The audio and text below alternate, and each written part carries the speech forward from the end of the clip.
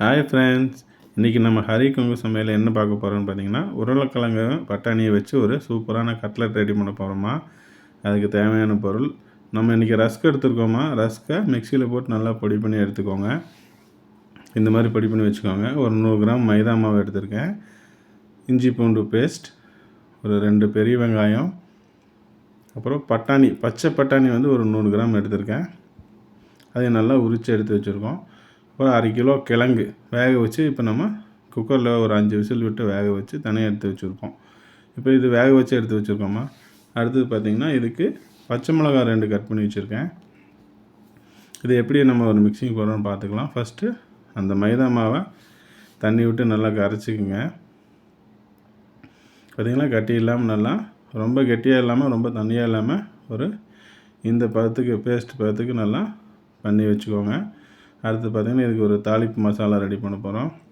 இதுக்கு கொஞ்சம் வானலியில் எண்ணெய் ஊற்றி ஒரு 50 கிராம் எண்ணெய் ஊற்றி பெரிய வெங்காயத்தை நம்ம ஃபஸ்ட்டு போட்டு நல்லா ஃப்ரை பண்ணிக்கலாம். அது கூடயே பச்சை மிளகா 2 சேர்த்துருக்கேன். இது நல்லா டீப் ஃப்ரை பண்ணிக்கோங்க.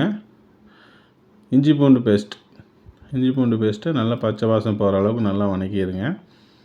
நல்லா வதக்கி பார்த்திங்கன்னா, அது கூட இப்போ நான் மஞ்சள் தூள், கரம் மசாலா, அதுக்கப்புறம் பார்த்திங்கன்னா மிளகாத்தூள் 3யும் நம்ம இப்போ இந்த ஸ்டேஜில் சேர்த்த போகிறோம். சேர்த்து நல்லா வதக்கிடுங்க.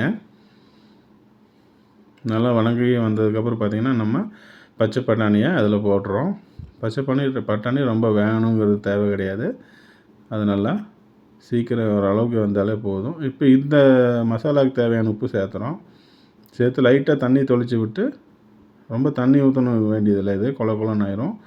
லைட்டாக தண்ணி 2 டைம் தொளிச்சு அதில் கொஞ்சம் சுண்டுற அளவுக்கு நல்லா வேக வச்சுக்கோங்க. இப்போ வெந்துருச்சு.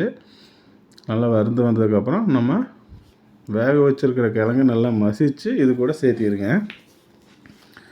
ஃபஸ்ட்டே வேக வச்சு எடுத்து வச்சிட்டோம். அந்த கிழங்கு நல்லா மசித்து இது கூட சேர்த்து இப்போ இந்த கிழங்குக்கு தேவையான உப்பு போட்டு நம்ம நல்லா மிக்ஸ் பண்ணி விட்டுருங்க. இப்போ பார்த்திங்கன்னா, நல்லா மிக்ஸ் ஆகி வந்துட்டுருக்கு. நல்லா அந்த மசாலா, இஞ்சி பூண்டு பேஸ்ட்டு, உப்பு எல்லாமே பிடிக்கணும். சுத்தமாக நல்லா மிக்ஸ் பண்ணி எடுத்துக்கோங்க. இது கூட கொஞ்சம் அந்த ரஸ்க்கு பொடியும் சேர்த்திங்கன்னா நல்லா ஒரு கிறிஸ்பியாக வரும்.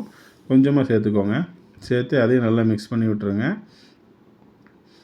இப்போ பார்த்திங்கன்னா, நம்ம உருண்டையாக பிடிச்சி இப்போ நம்ம கட்லெட்டுக்கு ரெடி பண்ண போகிறோம். நல்லா உருண்டையாக தட்டிக்கிங்க. தட்டி பார்த்திங்கன்னா, இந்த ஃபஸ்ட்டு மைதா மாவில் ஒரு டிப் பண்ணுங்கள். அதுக்கப்புறம் ரஸ்கில் ஒரு டிப் பண்ணுங்கள். டிப் பண்ணி இப்போ நம்ம தனியாக எடுத்து வச்சுக்கலாம். நல்லா டிப் பண்ணிக்கோங்க.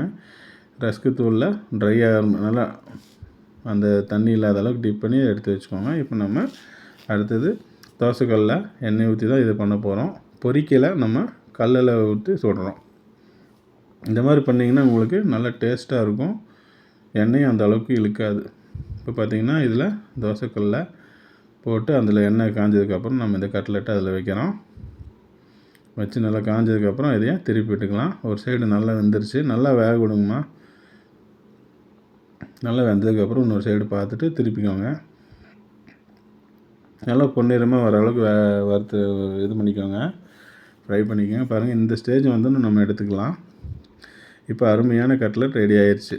உங்கள் வீட்டுக்குள்ளே குழந்தைகளுக்கெல்லாம் செஞ்சு கொடுங்க. ஈவினிங் ஸ்நாக்ஸாக செஞ்சு கொடுங்க. சூப்பராக இருக்கும் ஃப்ரெண்ட்ஸ்.